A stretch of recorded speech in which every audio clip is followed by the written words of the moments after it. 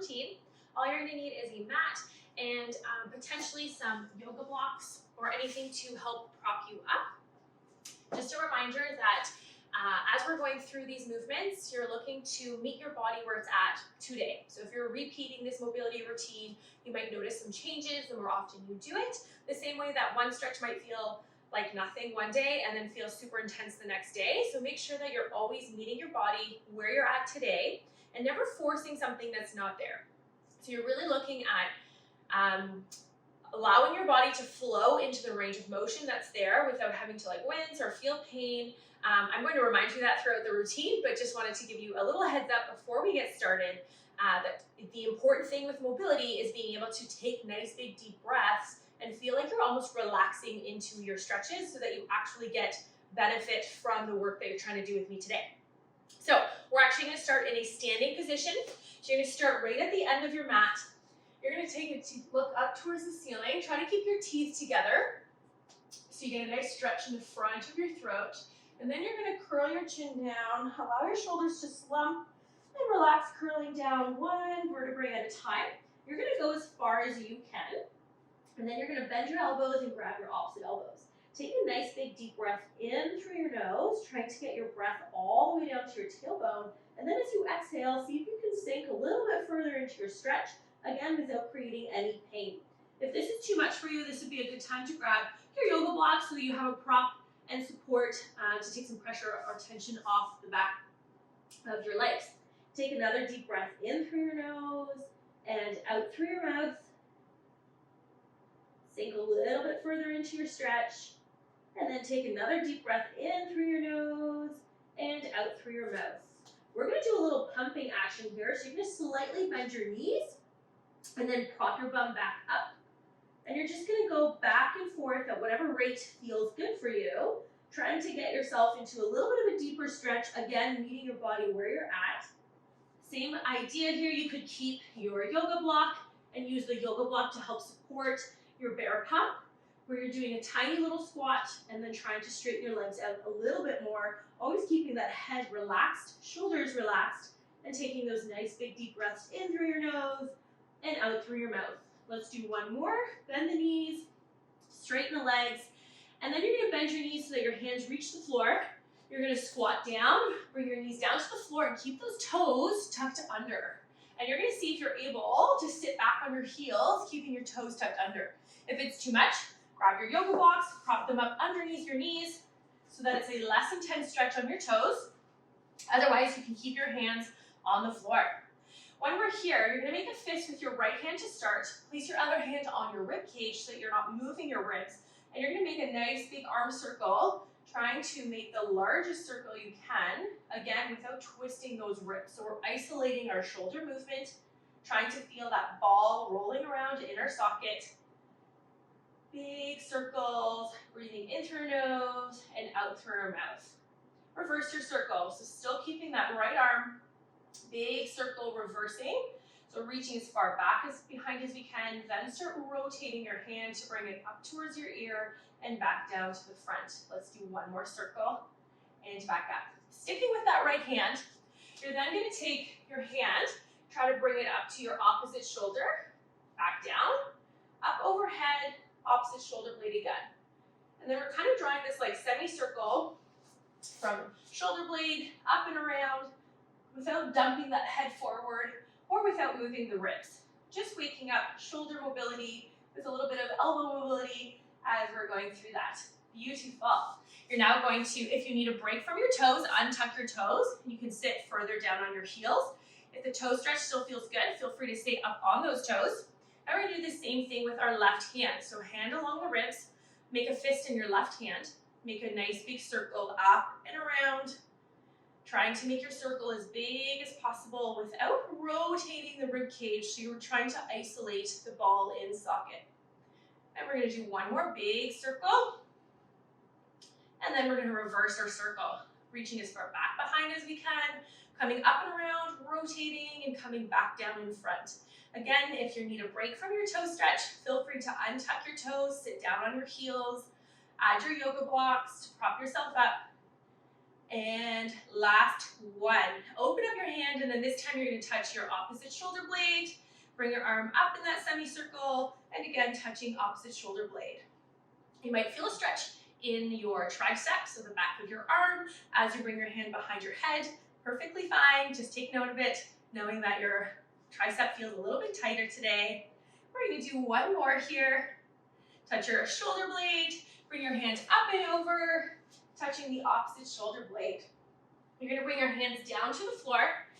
You're going to turn your fingertips point towards your knees. This is already a big stretch. You're just going to hang out here. Otherwise, you're going to try to lean back and forward. We're trying to wake up our forearms, but at the same time, practicing putting weight on our hands. Really important skill to be able to have weight on our hands. Think about trying to do push-ups or pushing yourself up off the floor after you've played on the floor for a little bit. Let's do one more lean back. Beautiful. Turn your fingertips so they're at 3 and 9 o'clock, and then this time you're just going to push yourself from side to side. So you're actively trying to get your fingers to push into the floor as you're pushing yourself from side to side. You can adjust how wide your hands are, how close they are based on what you're feeling. A reminder that we're always meeting our body where it's at today, so this stretch might look different tomorrow, and that's okay. Let's do one more, side to side and back. From here, you're going to walk your hands forward and head down to your stomach. You're going to take your left hand, put it on the floor, rest your forehead on the hand, and then you're going to reach back and try to grab your right foot. We're going to work on stretching out our quad. In this position, if this is too much, go ahead and grab yourself a towel or a strap, put it around your foot to give you some assistance. And then from here, you're trying to do a little bit of a pelvic tilt. So you're tucking your tailbone down between your knees, or thinking about pulling your belt buckle to your nose. As you're allowing this stretch to happen, you should feel the stretch anywhere along the front of your thigh, maybe even a little bit in the front of your hip. Take a nice big deep breath in. And as you exhale, allow yourself to sink a little bit more into the stretch. Beautiful. This time you're going to try to push your foot into your hand like you're trying to straighten your leg. And we're going to push for 5, 4, 3, 2, 1. And then you're going to release and go a little bit deeper into your stretch. Let's push again. 5, 4, 3, 2, 1. And release again. Last one.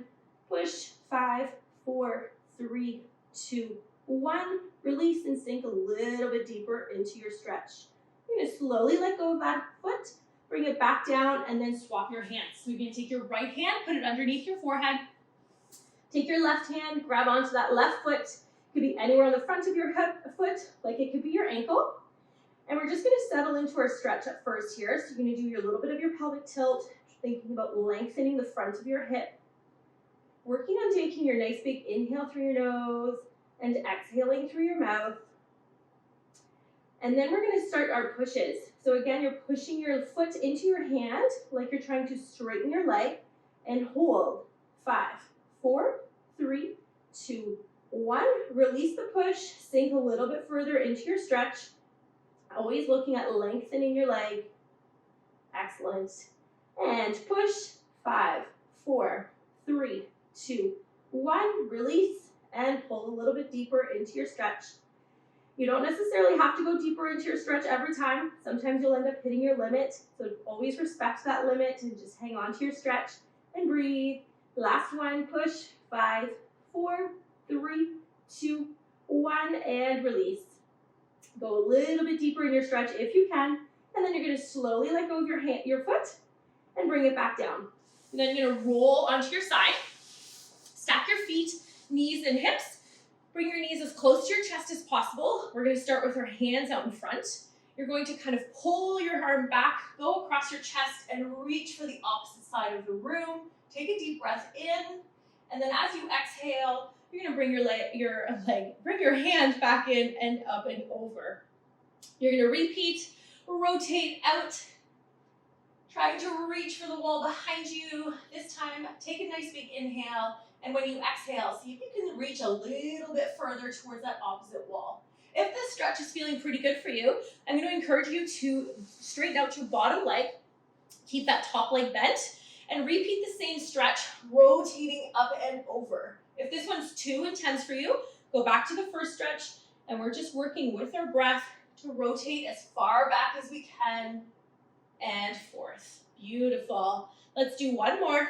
Take a deep breath in, rotate, exhale, and come back. And then we're going to switch sides. I'm going to rotate so I'm still facing the camera. You are welcome just to roll around.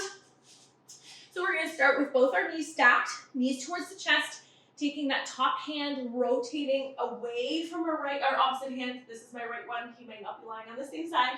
Trying to reach for that back wall and coming forward. You're welcome to do one or two, and if, again, you're finding this stretch not to be effective for you today, feel free to straighten that bottom leg, keeping that top knee bent and on the floor. And then you're going to work on rotating that arm away from you and coming back, always maintaining that breathing. Take a deep breath in and out. Let's do one more here. Take a deep breath in, rotate, exhale. See if you can go a little bit further and come back. Excellent. We're going to finish up on our backs. So lying flat on your back, you're going to take your right leg, keep it flat on the floor, grab the back of your left leg. You're going to hold on to the back of your thigh. We're going to start with a pointed foot on that left foot. You're going to kick your leg up as high as you can. Once you get to your limit, you're going to pull your toes to nose, and then you're going to invert your foot. So you're trying to pull your big toe down towards your shin bone. Bring it back up to neutral, and then you're going to do the same thing in eversion. So try to pull your pinky toe to your shin. Your eversion is always going to be less range of motion than your inversion. It's just how our ankles are made. Straighten out that leg, flex, invert, evert, and back down. You're always welcome to go a little bit faster or a little bit slower than what I'm demoing. As long as you are feeling comfortable in your movement, you're able to maintain your deep breathing, and you're not forcing a range of motion that's not there for you today. We're going to do two more, and then we will switch legs. Point, kick up, flex, inversion, eversion, and back down.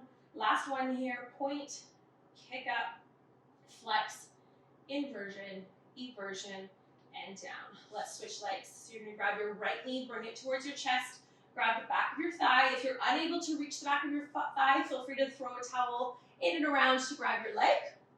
Point your toes, straighten your leg up, flex, inversion, eversion, and down.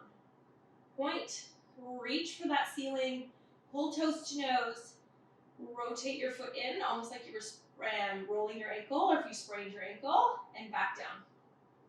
Point, kick up, pull toes to nose, big toe down towards the floor, back up, pinky toe down towards the floor, back up, and down. Well, let's do two more. Kick that leg up.